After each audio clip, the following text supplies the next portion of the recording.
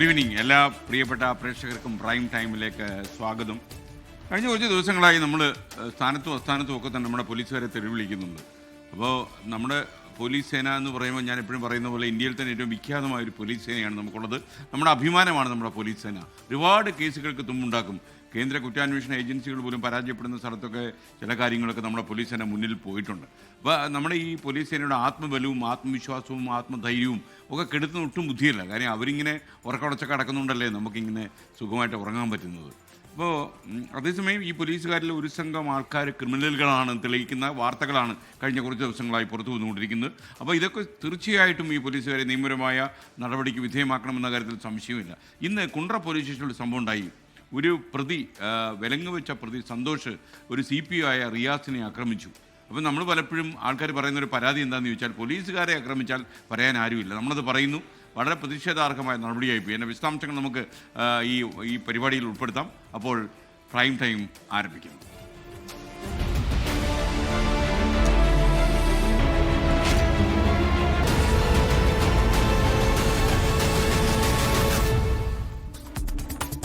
Yes പ്രിയപ്പെട്ട പ്രേക്ഷകർക്ക് വീണ്ടും സ്വാഗതം.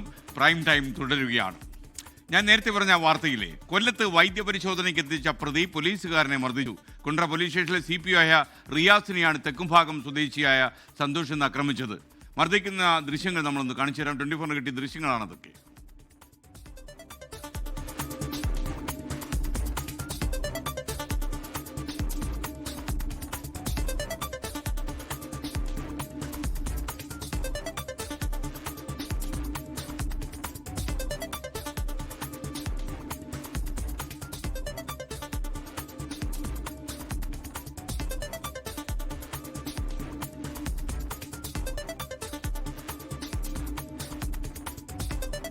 ഇതിലെ വിലങ്ങ് വെച്ച പ്രതിയാണ് നമ്മുടെ CPO പോലീസുകാരനെ ആക്രമിക്കാൻ ശ്രമിക്കുന്നതെന്നാണ് ഏറ്റവും പ്രധാനപ്പെട്ട കാര്യം. ഇത് കുണ്ട്ര പോലീസ് സ്റ്റേഷൻ നടന്ന ദൃശ്യമാണ്. ഈ ചവറ തെക്കുംഭാഗം സ്വദേശിയായ പ്രതി സന്തോഷാണ് ഈ CPO റിയാസിനെ ആക്രമിക്കാൻ ശ്രമിച്ചത്. അപ്പോൾ ഇയാൾക്ക് എനിക്കൊന്ന് പോലീസുകാരൊന്നൊരു വിഷയമല്ല. പോലീസ് സ്റ്റേഷനിലാണ് വൈദ്യപരിശോധനയ്ക്ക് കൊണ്ടുവന്നാണെന്നാണ് തോന്നുന്നത്. അപ്പോഴാണ് കാര്യം അദ്ദേഹത്തിന് ചെറിയൊരു പരിക്കും ഈ CPOയ്ക്ക് ഏറ്റിട്ടുണ്ട്. നമ്മൾ ശരിക്കും നമ്മൾ ഇത് തള്ളിപ്പറയുക തന്നെ വേണം, ഇതിനെ അപലപിക്കുകയും വേണം. കാരണം ഈ പോലീസുകാരുടെ സുരക്ഷയൊക്കെ സമൂഹത്തിൻ്റെ ധാർമ്മിക ബാധ്യതയാണ്. ഇപ്പോൾ സുജിത് സുരേന്ദ്രൻ കൊല്ലത്തു നിന്നും ടെലിഫോണിൽ ചേരുകയാണ്. സുജിത്തെ, കൂടുതൽ വിവരങ്ങൾ എന്താണ് നമുക്ക് ലഭിച്ചത്? SKN ഇന്ന് വൈകിട്ട് 4 മണിയോടുകൂടിയാണ് ഈ സംഭവം ഉണ്ടായത്. ഈ അവിടെ ഒരു വിവാഹ ചടങ്ങ് ഉണ്ടായിരുന്നു കുണ്ട്രയിൽ. ആ വിവാഹ ചടങ്ങിൽ പങ്കെടുത്ത് മടങ്ങുമ്പോഴാണ് ഒരു യുവതിയോട് സന്തോഷ് അപമര്യാദയായി പെരുമാറിയത്. ഇവർ വിളിച്ചറിയിച്ചതിനനുസരിച്ച് സന്തോഷിനെ കുണ്ട്ര പോലീസ് അറസ്റ്റ് ചെയ്യുകയായിരുന്നു. സ്റ്റേഷനിൽ എത്തിച്ചതോടുകൂടി ഇയാൾ മദ്യലഹരി പോലീസിനോട് വളരെ മോശമായി സംസാരിക്കുകയും SHO അടക്കമുള്ളവർക്ക് മേൽ ആക്രമിക്കാൻ ശ്രമിക്കുകയും ഒക്കെ ഉണ്ടായി. അതിനുശേഷമാണ് ഇയാളെ വിലങ്ങ് വെച്ച് കുണ്ട്ര പോലീസ് സ്റ്റേഷൻ കുണ്ട്രയിലെ താലൂക്ക് ആശുപത്രിയിലേക്ക് വൈദ്യ പരിശോധന എത്തിച്ചത്. അവിടെ വെച്ചാണ് ഇയാൾ CPO ആയ റിയാസിനെ ആക്രമിച്ചത്. ആക്രമണത്തിൽ റിയാസിന്റെ കൈക്ക് മുറിവേൽക്കുകയും ചെയ്തു. തടയാൻ ശ്രമിച്ച മറ്റൊരു പോലീസുകാരനെയും ആക്രമിച്ചു. ഈ സ്ത്രീകൾക്കെതിരായ അതിക്രമം ഉൾപ്പെടെയുള്ള വകുപ്പുകളാണ് ഇയാൾക്കെതിരെ ചുമത്തിയിട്ടുള്ളത്. കൂടാതെ ഇപ്പോൾ ഡ്യൂട്ടിയിലുള്ള പോലീസുകാരനെ മർദ്ദിച്ചതടക്കമുള്ള വകുപ്പുകൾ കൂടി ചേർത്തിരിക്കുന്നതെന്നാണ് മനസ്സിലാക്കുന്നത്. നടപടികൾ പൂർത്തിയാക്കി എന്തായാലും ഇന്ന് തന്നെ ഇയാളെ കോടതിയിൽ മജിസ്ട്രേറ്റിന്റെ വീട്ടിൽ ഹാജരാക്കുമെന്നാണ് അറിയാൻ സാധിക്കുന്നത്. ഓക്കെ, സുജിത് സുരേന്ദ്രനാണ് കൊല്ലത്തു നിന്നും ടെലിഫോണിൽ ചേർന്നത്. മറ്റൊരു വാർത്തയിലേക്ക്. ആഗോള അയ്യപ്പ സംഗമം നടക്കുന്ന ദിവസം ശബരിമലയിൽ ഭക്തർക്ക് കടുത്ത നിയന്ത്രണം ഏർപ്പെടുത്തിയെന്ന് വാർത്ത വരുന്നു. അയ്യപ്പ സംഗമ ദിവസത്തിലെ വെർച്വൽ ക്യൂ സ്ലോട്ട് ബ്ലോക്ക് ചെയ്ത് തിരുവിതാംകൂർ ദേവസ്വം ബോർഡ് 19, 20 തീയതികളിലെ ബുക്കിംഗ് ആണ് ഇപ്പോൾ ബ്ലോക്ക് ചെയ്തിരിക്കുന്നത്. ഈ 2 ദിവസങ്ങളിൽ പ്രവേശനം അനുവദിച്ചത് 10,000-ൽ താഴെ മാത്രം ഭക്തർക്ക്. അയ്യപ്പ സംഗമ ദിനത്തിൽ സാധാരണ ഭക്തർക്ക് ബുദ്ധിമുട്ടുണ്ടാകരുത് എന്ന് ഹൈക്കോടതി നിർദ്ദേശമുണ്ട്. ആ നിർദ്ദേശം മറികടന്നാണ് ഇപ്പോൾ തിരുവിതാംകൂർ ദേവസ്വം ബോർഡിന്റെ നീക്കം. 24 പ്രൈം ടൈം ബ്രേക്കിംഗുമായി MG പ്രതീഷ് ചേരുകയാണ്. പ്രതീഷ്, വിവരങ്ങൾ.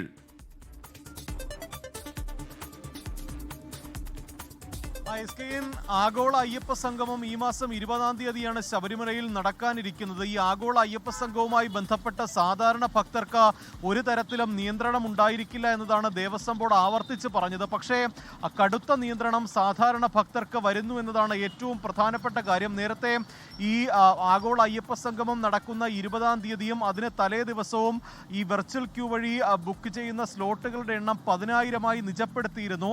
അതിന് പിന്നാലെ ഈ സ്ലോട്ട് റൂട്ട് ഇപ്പോൾ ദേവസ്വം ബോർഡ് ബ്ലോക്ക് ചെയ്തിരിക്കുന്നു എന്നതാണ് ഏറ്റവും പ്രധാനപ്പെട്ട കാര്യം.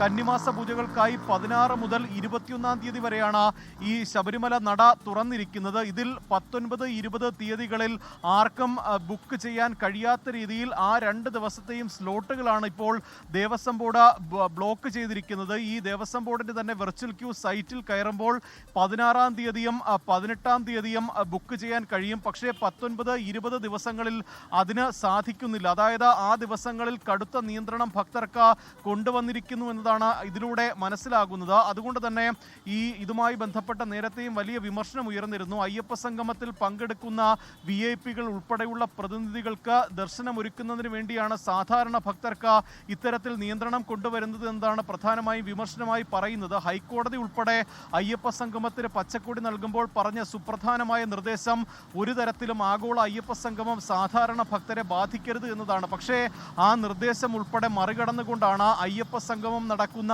20 തീയതിയും അതിന് തലേ ദിവസവും വെർച്വൽ സ്ലോട്ടുകൾ ഇപ്പോൾ ബ്ലോക്ക് ചെയ്തിരിക്കുന്നത്.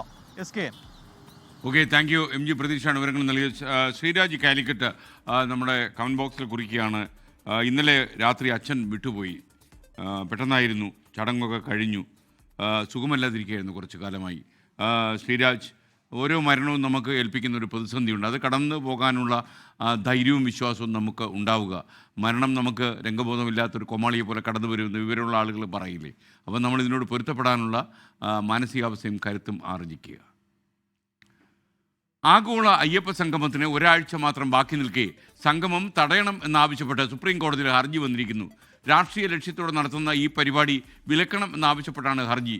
അതേസമയം ന്യൂനപക്ഷ സംഗമത്തെ താമരശ്ശേരി രൂപതാ ബിഷപ്പ് റെമിജിയോസ് ഇഞ്ചനാനിയോൽ സ്വാഗതം ചെയ്തു. തിരുവിതാംകൂർ ദേവസ്വം ബോർഡ് സംഘടിപ്പിക്കുന്ന ആഗോള അയ്യപ്പ സംഗമം തടയണമെന്നാവശ്യപ്പെട്ടുള്ള ഹർജി ഹൈക്കോടതി തള്ളിയിരുന്നു. ഇതിന് പിന്നാലെയാണ് VC അജികുമാർ സുപ്രീംകോടതിയെ സമീപിച്ചത്.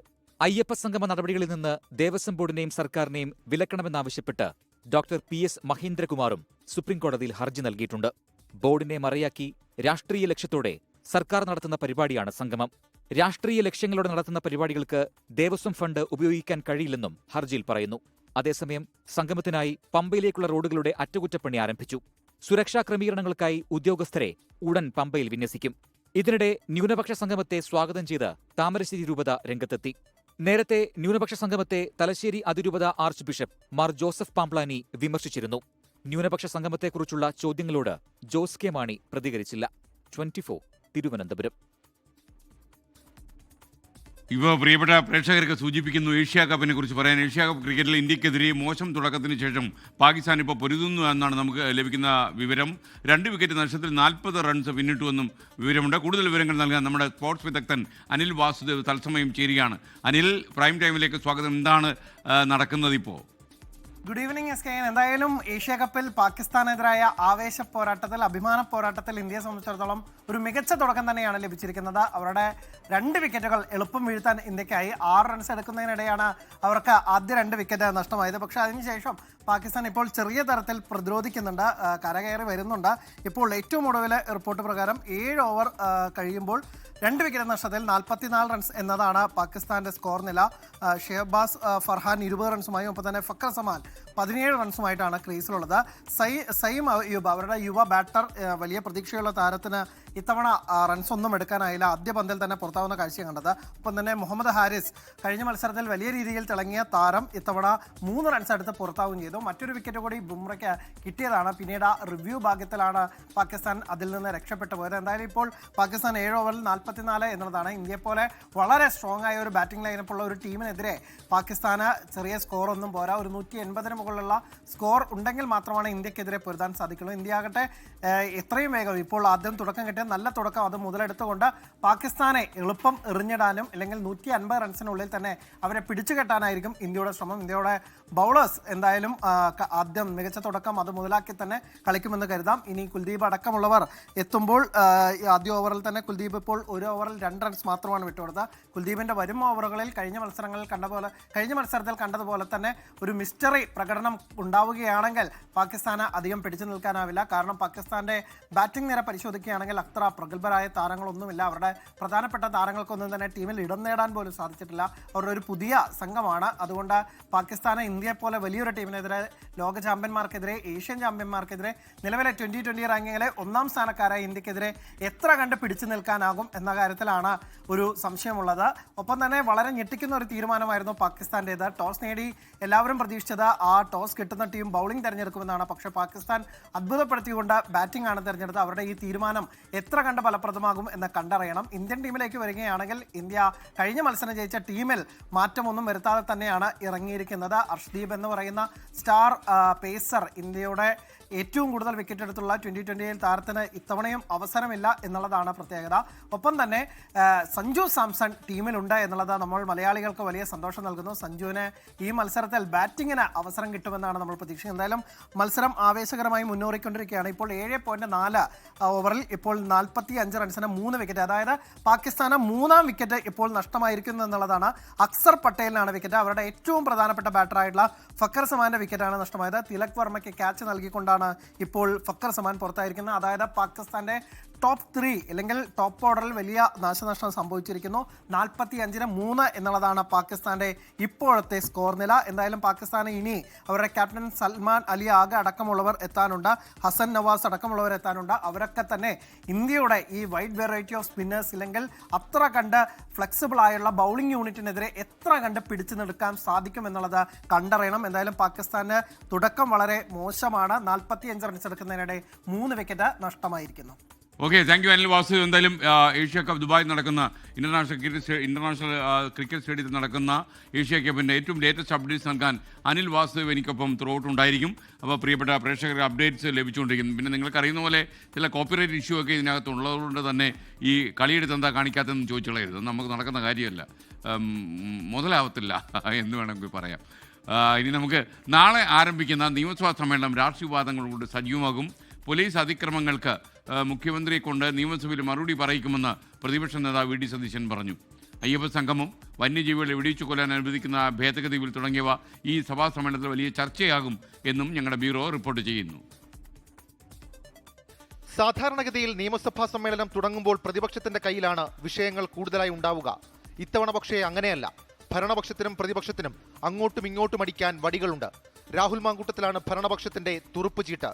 പോലീസിനെതിരെ ഉയർന്ന പരാതികൾ ഉയർത്തിക്കാട്ടി നിയമസഭയിൽ സർക്കാരിനെ പ്രതിപക്ഷം കടന്നാക്രമിക്കും. നിരവധി കേസുകൾ കേരളത്തിലെ പുറത്തു വരികയാണ്. മുഖ്യമന്ത്രി ഇതുവരെ മിണ്ടിയിട്ടില്ല. അദ്ദേഹം ആഭ്യന്തര വകുപ്പിൻ്റെ ചുമതലയുള്ള, പോലീസിൻ്റെ ചുമതലയുള്ള മന്ത്രി ഇതുവരെ മിണ്ടിയിട്ടില്ല. ഞങ്ങൾ പല പ്രാവശ്യം ആവശ്യപ്പെട്ടിട്ടും മറുപടിയില്ല.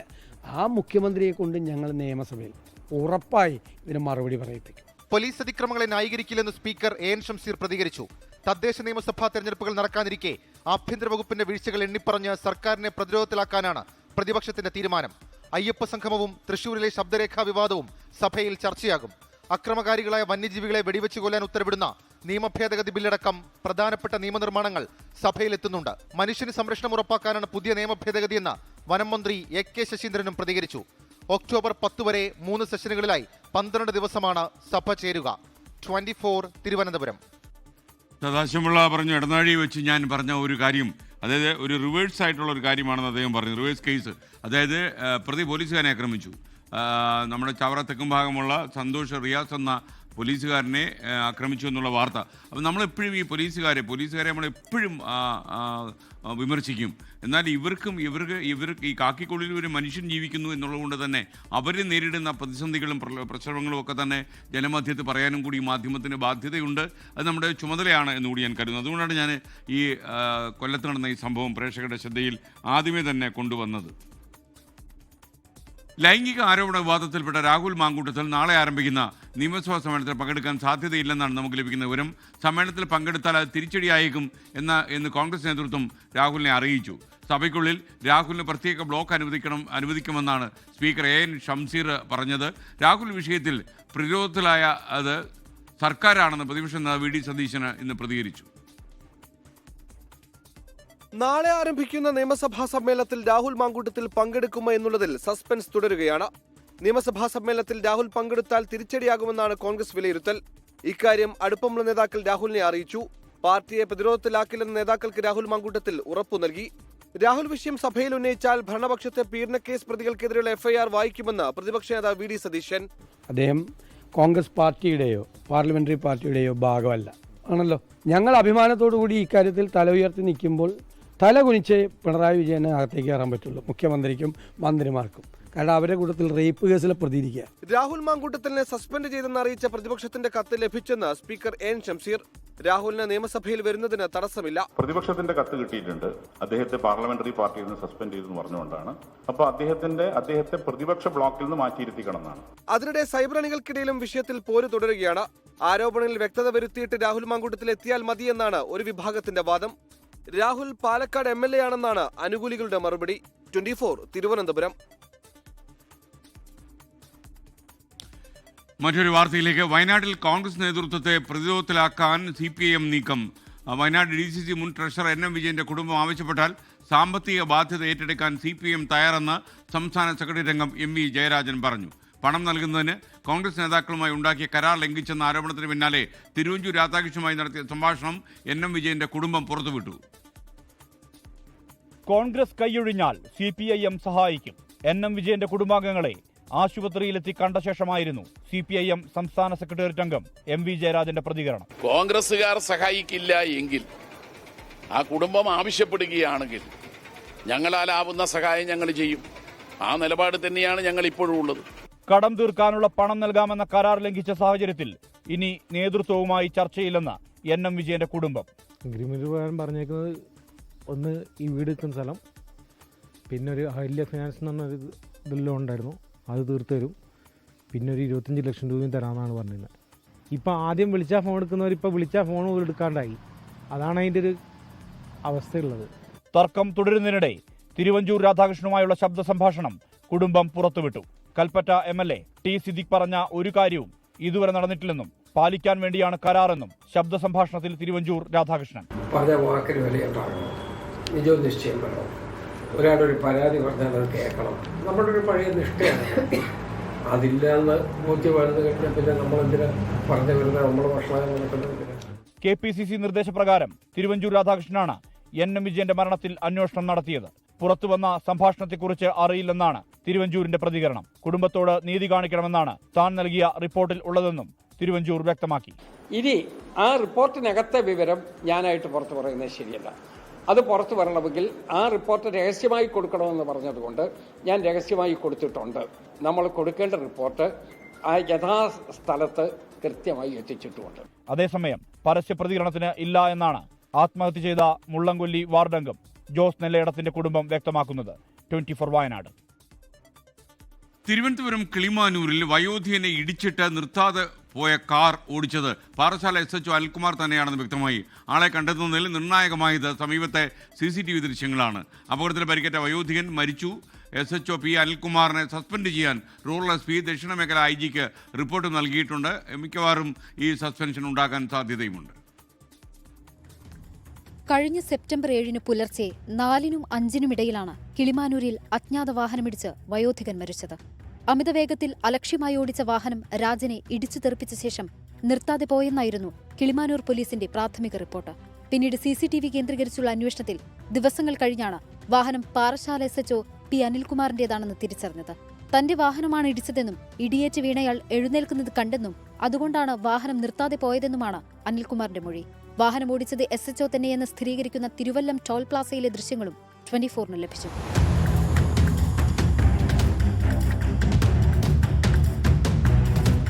വാഹനം പോലീസ് കസ്റ്റഡിയിലെടുത്തു. നീതി വേണമെന്ന് മരിച്ച രാജന്റെ സഹോദരി ബേബി ആവശ്യപ്പെട്ടു. ആശുപത്രിയിലെത്തിക്കാനുള്ള മര്യാദ പോലും കാണിച്ചില്ല. അധികൃതർ അവഗണിക്കുന്നതായും കുടുംബം. പോലീസായിരുന്നാലും വേറെ ആരായിരുന്നാലും വന്ന് അത് തിരിച്ചു വന്ന് എവിടെയാണ് തട്ടല മുട്ടല ഉണ്ടാ നമുക്ക് ആശുപത്രി പോവാം എന്നുള്ളൊരു വാക്ക് പറയാതെ അവർ കളഞ്ഞിട്ട് പോയപ്പോൾ ഇതൊരു പാവപ്പെട്ട ഒരു കൊച്ചായനെ കൊണ്ട് അവരൊക്കെ എന്തും ചെയ്തിട്ട് അങ്ങ് പോവാമെന്നും പറഞ്ഞുകൊണ്ട് പോയി.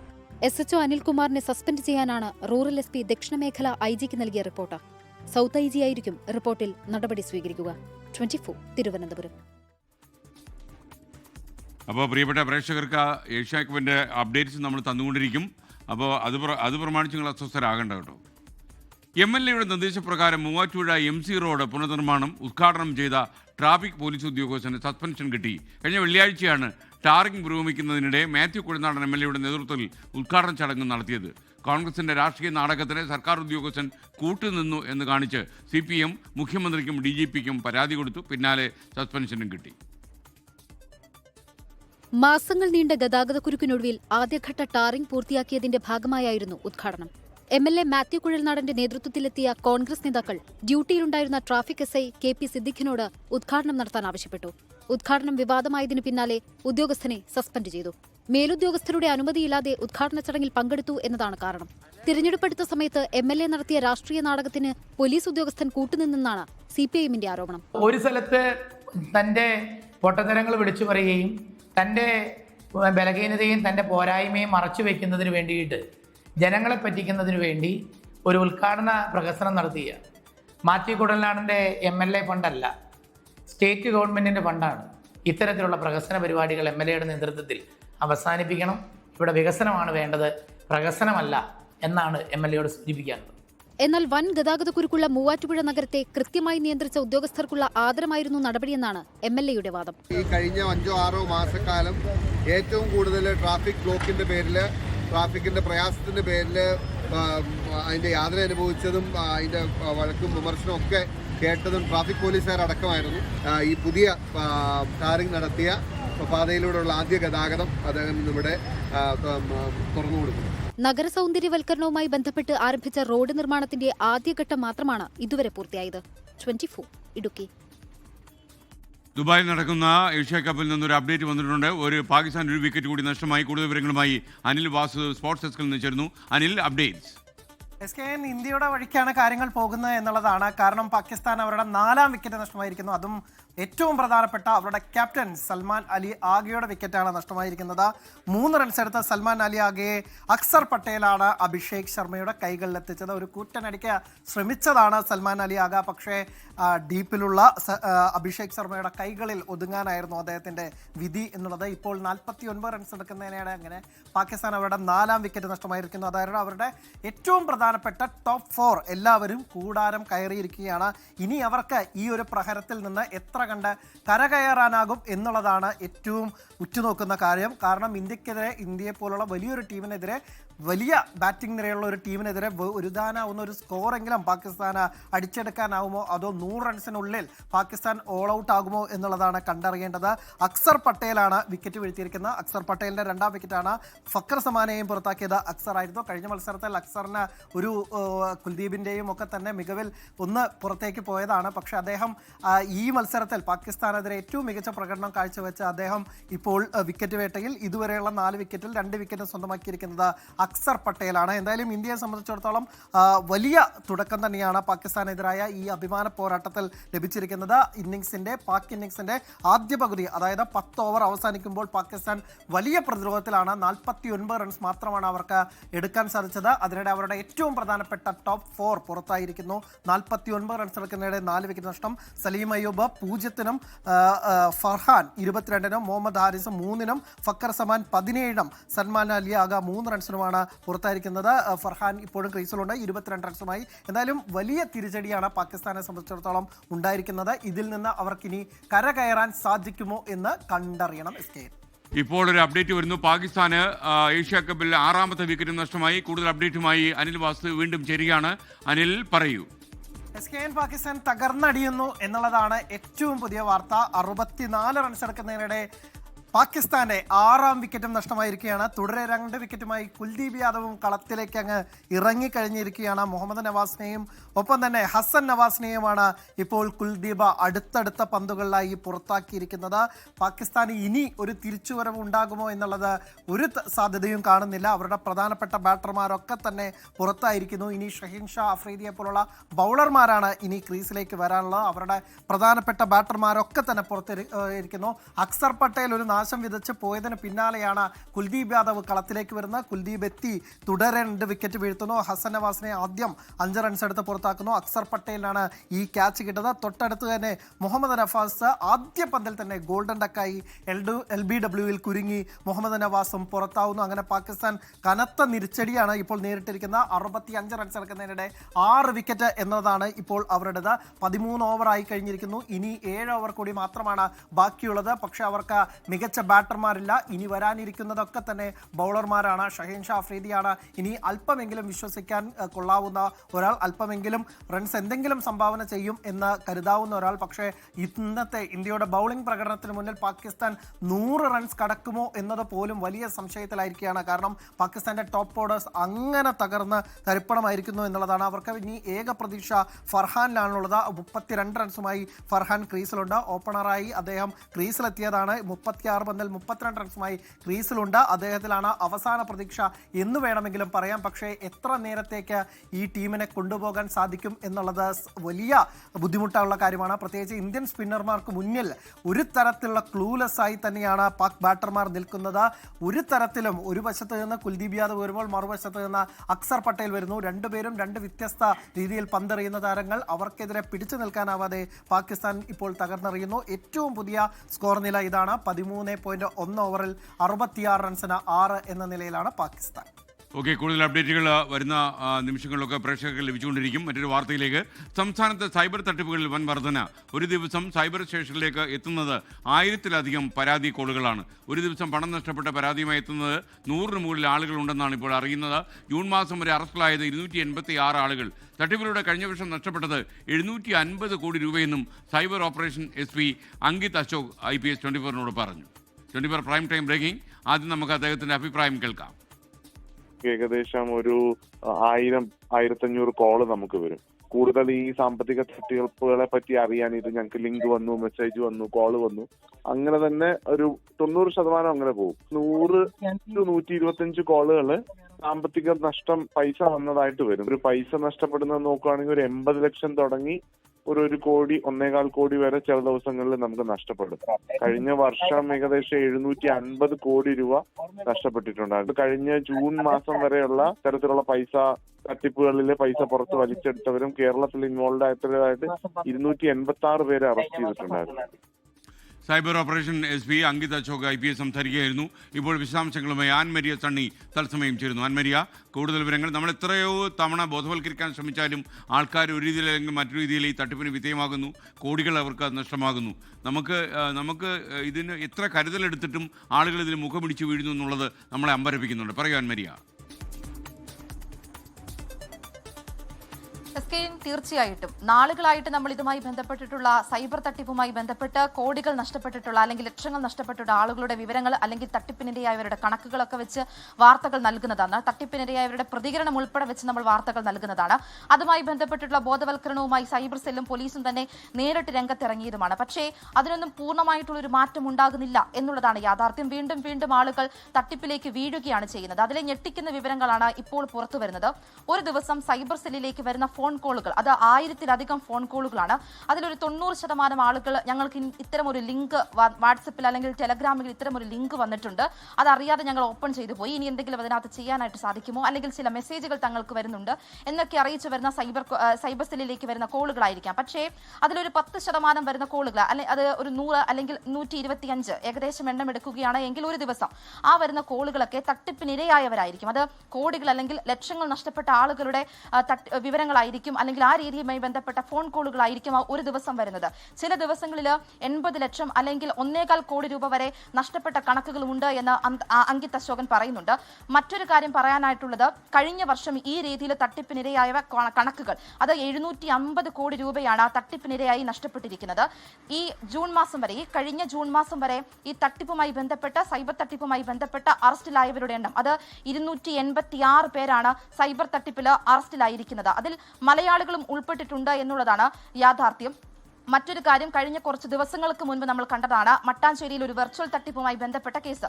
അതിൽ ഒരു പ്രത്യേക അന്വേഷണ സംഘം രൂപീകരിച്ചുകൊണ്ട് അതുമായി ബന്ധപ്പെട്ടിട്ടുള്ള അന്വേഷണം ഇപ്പോൾ പുരോഗമിച്ചുകൊണ്ടിരിക്കുകയാണ്. കൃത്യമായിട്ടുള്ള വിവരങ്ങളും പോലീസിന് ലഭിക്കുന്നുണ്ട്. പക്ഷേ ഇതുമായി ബന്ധപ്പെട്ടുള്ള ബോധവൽക്കരണം അത് സൈബർ സെല്ല് തന്നെ നേരിട്ട് മുന്നോട്ടിറങ്ങി നടത്തുന്നു. ഈ തട്ടിപ്പിനിരയായവരൊക്കെ ആദ്യം തന്നെ ഇവർ തട്ടിപ്പിനിരയായിട്ടുണ്ട് എന്ന് ബോധ്യപ്പെട്ടുകൊണ്ട് സൈബർ സെല്ലിൽ അല്ലെങ്കിൽ തൊട്ടടുത്തുള്ള പോലീസ് സ്റ്റേഷനിലൊക്കെ അറിയിക്കുമ്പോൾ അവർക്ക് ആ പണം വീണ്ടെടുക്കാനായിട്ട് സാധിക്കുന്നുണ്ട്. എന്നിരുന്നാൽ പോലും നിരന്തരമായിട്ട് വീണ്ടും വീണ്ടും തട്ടിപ്പിനിരയാകുന്നു എന്നതാണ് SKN യാഥാർത്ഥ്യം. Okay, thank you. അൻമരിയ സണ്ണിയാണ് വിവരങ്ങൾ നൽകിയത്. വിനീത് നാരായണൻകുട്ടി പറയുന്നു, അറിയാത്ത ഫോൺ കോൾ വരുമ്പോഴേ പേടിയാണെന്നാണ് പറയുന്നത്. അപ്പം നമ്മൾ ഈ ഫോൺ കോൾ എടുത്തില്ലെങ്കിൽ നമ്മുടെ വിവരമൊന്നും ചോർന്നു പോകില്ല. നമുക്കങ്ങനെ അത്ര വലിയ ഭയമാണെങ്കിൽ നമ്മൾ ആ ഫോൺ കോൾ എടുക്കണ്ട. അപ്പോൾ എങ്കിൽ ഫോൺ കോളുകൾ എടുക്കേണ്ടതെന്ന് ചോദിച്ചാൽ എടുക്കുകയും വേണം. അപ്പോൾ ഒരു കാര്യം ചെയ്താൽ മതി, നമുക്ക് വിശ്വാസമുള്ളവർ ബന്ധപ്പെട്ടവരൊക്കെ വിളിക്കും പറഞ്ഞാൽ മതി. ഒരു മെസ്സേജ് അയച്ചിട്ട് വേണം വിളിക്കാൻ. അതും ഈ ചില രാത്രി നേരങ്ങളിലൊക്കെ വിളിക്കുന്ന ഈ സമയം തെറ്റി വരുന്ന കോളുകളൊന്നും നിങ്ങൾ എൻ്റർടൈൻ ചെയ്യേണ്ട കാര്യമില്ല. മാത്രമല്ല, നിങ്ങൾ വരുന്ന ചില മെസ്സേജുകൾ, ചില ഫ്രോഡ് മെസ്സേജുകൾ വന്ന് അത് ഓപ്പൺ ആയാൽ തന്നെ ഒരു ബാങ്കിൽ നിന്ന് പണം പോയി എന്ന് പറഞ്ഞ് വാർത്ത വന്നിരുന്നു. അപ്പോൾ അങ്ങനെയുള്ള മെസ്സേജുകൾ തന്നെ ക്ലിക്ക് ചെയ്യാതിരിക്കുക. ഇതൊക്കെയാണ് നമുക്ക് ചെയ്യാൻ കഴിയുന്ന മുൻകരുതലുകൾ. നമ്മൾ കാണിക്കുന്ന അബദ്ധം കൊണ്ടാണ് പലപ്പോഴും ഈ തട്ടിപ്പിന് നമ്മൾ ഇരയായി പോകുന്നത്. അമീബിക് മസ്തിഷ്ക ജ്വരവുമായി ബന്ധപ്പെട്ട വിവാദ ഫേസ്ബുക്ക് പോസ്റ്റിൽ ആരോഗ്യവകുപ്പ് മന്ത്രി വിശദീകരണവുമായി വന്നു. പഠനം നടന്നത് 2013 തന്നെ എന്ന മന്ത്രി ഡോക്ടേഴ്സ് നടത്തിയ പഠന റിപ്പോർട്ട് അന്നത്തെ സർക്കാരിനെ അറിയിച്ചിരുന്നു. പക്ഷേ യാതൊരു നടപടിയും ഉണ്ടായില്ല. പിന്നീട് മറ്റൊരു ജേർണലിൽ ആ റിപ്പോർട്ട് പ്രസിദ്ധീകരിക്കുകയും ചെയ്തു. 2018 സർക്കാരുമായി ഈ റിപ്പോർട്ടിന് യാതൊരു ബന്ധവുമില്ലെന്നും വീണ ജോർജ് പറയുന്നു. MG പ്രതീഷ് വിവരങ്ങളുമായി ചേരുകയാണ്. പറയൂ പ്രതീഷ്.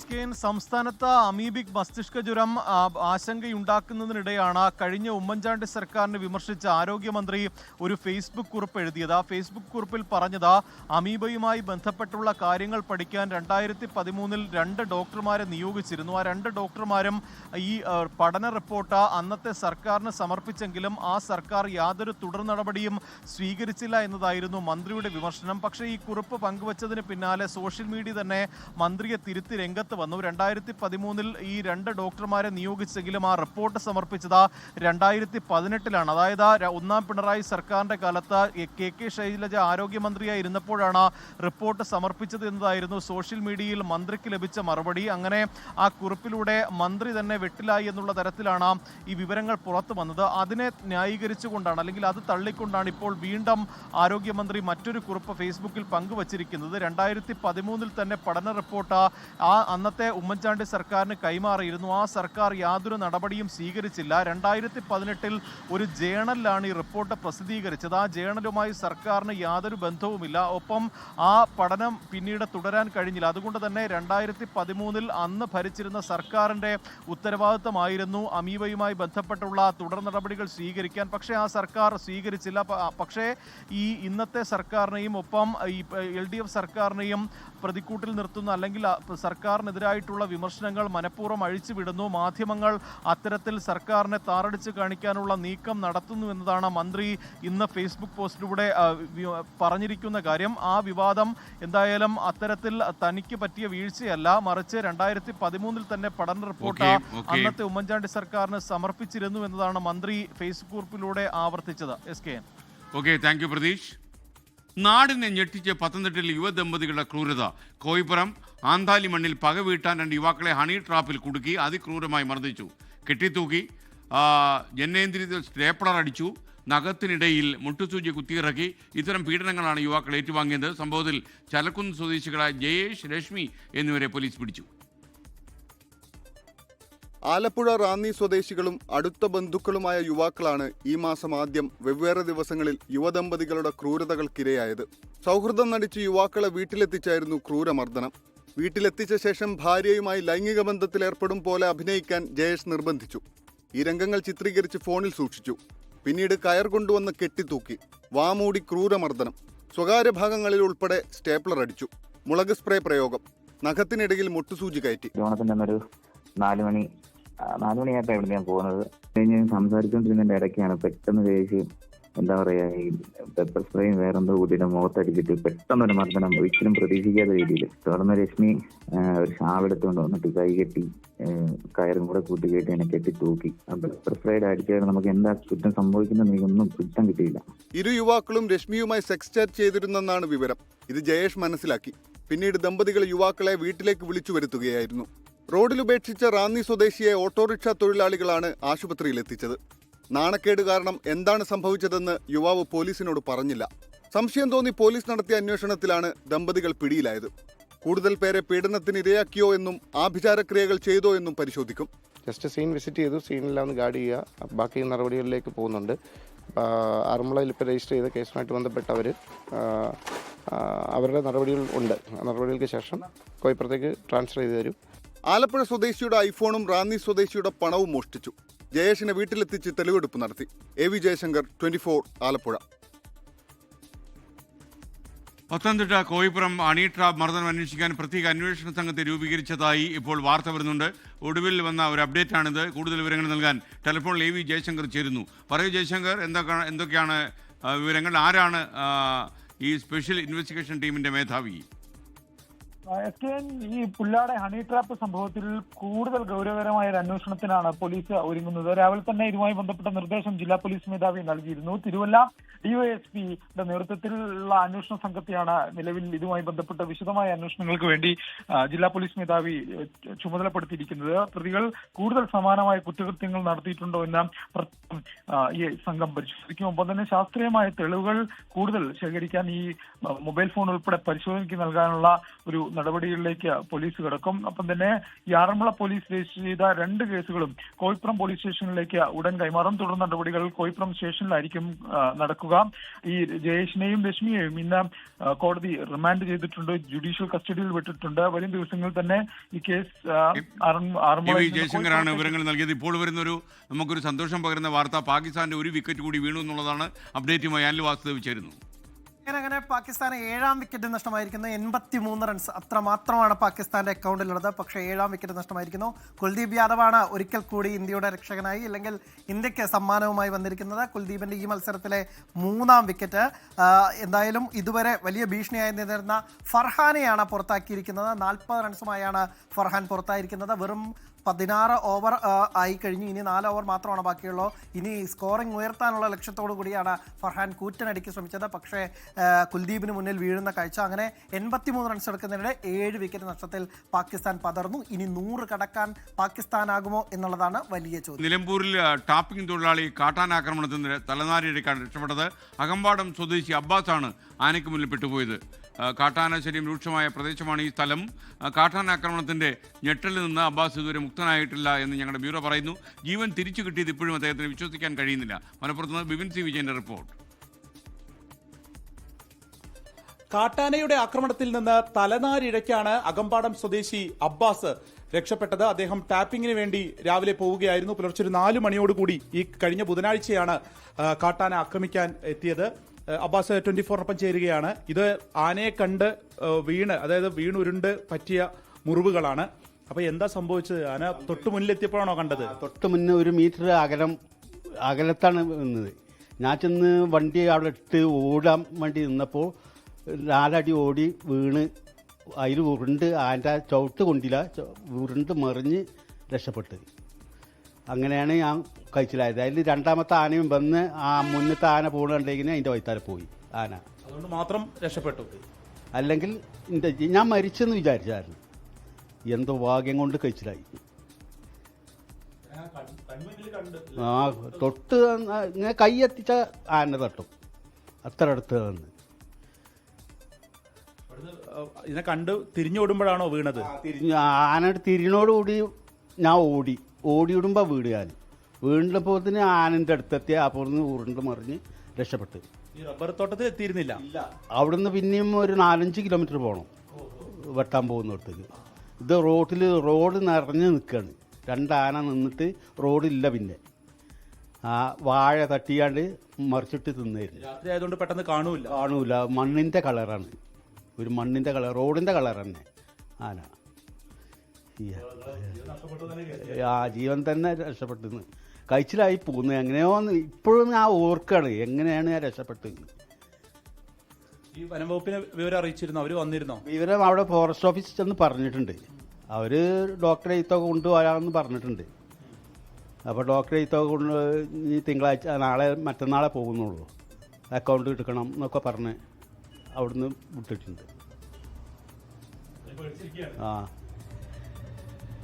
തലനാരിഴയ്ക്കുള്ള രക്ഷപ്പെടൽ എന്ന് തന്നെ പറയാം. ഈ ഒരു പ്രദേശത്ത്, ഈ മുലേപ്പാടം അകമ്പാടം ഉൾപ്പെടെയുള്ള പ്രദേശത്ത് കാട്ടാൻ ശല്യം അതിരൂക്ഷമായി തുടരുകയാണ്. വ്യാപക ഏക്കർ കണക്കിന് കൃഷി നശിപ്പിക്കുന്നു. ഒപ്പം തന്നെ ഈ ടാപ്പിങ്ങിന് പോകുന്ന തൊഴിലാളികൾക്ക് നേരെയൊക്കെ ആന ആക്രമിക്കാൻ വരുന്നത് ഒരു പതിവ് സംഭവമായിരിക്കുകയാണ്.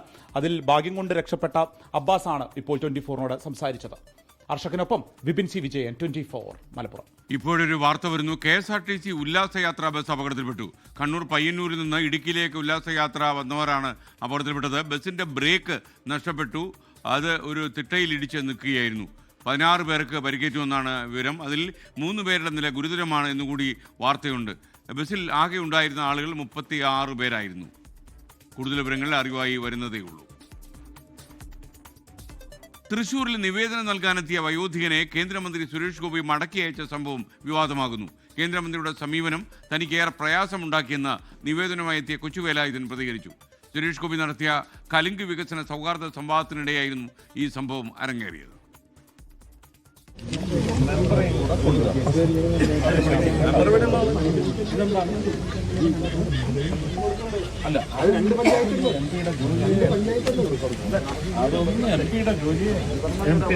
രണ്ട് വർഷം മുൻപ് തെങ്ങ് വീണ് തകർന്ന വീടിന്റെ അറ്റകുറ്റപ്പണിക്കുള്ള സഹായവും തേടിയാണ് സ്ഥലം MP കൂടിയായ കേന്ദ്രമന്ത്രിയുടെ അടുത്ത് കൊച്ചുവേലായുധൻ അപേക്ഷയുമായി എത്തിയത്. അതൊന്നും ഒരു MP-യുടെ ജോലിയേയല്ല, പോയി പഞ്ചായത്തിൽ പറയൂ എന്നായിരുന്നു സുരേഷ് ഗോപിയുടെ പ്രതികരണം.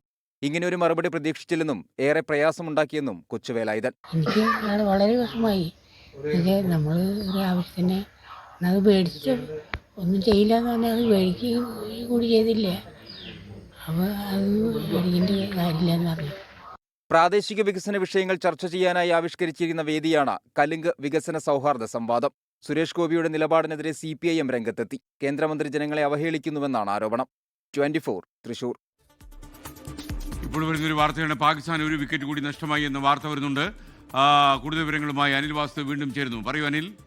SKN അങ്ങനെ 8ാം വിക്കറ്റും പാകിസ്ഥാന് നഷ്ടമായിരിക്കുന്നു. ഇനിയും 100 റൺസ് സ്കോർ ബോർഡിൽ എത്തിക്കാൻ പാകിസ്ഥാന് ആയിട്ടില്ല. 97 റൺസ് എടുക്കുന്നതിനാണ് അവരുടെ 8ാം വിക്കറ്റ് നഷ്ടമായത്. ഇത്തവണ വിക്കറ്റ് വീഴ്ത്താനുള്ള അവസരം വരുൺ ചക്രവർത്തിക്കാണ്. വരുൺ ചക്രവർത്തി മാത്രമാണ് ഇതുവരെ വിക്കറ്റ് വേട്ടക്കാരിൽ ഉൾപ്പെടുത്താതിരുന്നത്. അങ്ങനെ വരുൺ ചക്രവർത്തി കൂടി ആ ലിസ്റ്റിലേക്ക് വന്നിരിക്കുന്നു. ഇനി ഇന്ത്യക്ക് വേണ്ടത് 2 വിക്കറ്റ് മാത്രം. പാകിസ്ഥാനാവട്ടെ, അവർക്ക് ഇനി 14 പന്ത് കൂടിയുണ്ട് എന്തെങ്കിലുമൊക്കെ ചെയ്യാൻ. ഒരു 120-ന് മുകളിലേക്കൊക്കെ തന്നെ സ്കോർ എത്തിക്കാൻ പാകിസ്ഥാനാകുമോ എന്നുള്ളതാണ് ഇനി കണ്ടറിയേണ്ടത്. SKN. ഓക്കെ, അനിൽ വാസുദേവാണ് വിവരങ്ങൾ നൽകിയത്. ഇതോടെ ഇന്നത്തെ പ്രൈം ടൈം അവസാനിക്കുന്നു. നിങ്ങൾക്കൊരു നല്ല രാത്രി ഞാൻ നേരുന്നു. Good night. ലോകത്തെവിടെയായാലും ഏത് സമയത്തും 24 വാർത്തകളും ഓഗ്മെന്റഡ് റിയാലിറ്റി പാക്കേജുകളും എക്സ്പ്ലെയിനറുകളും വിശദമായി കാണാൻ ഞങ്ങളുടെ YouTube ചാനൽ നിങ്ങൾക്ക് സബ്സ്ക്രൈബ് ചെയ്യാം.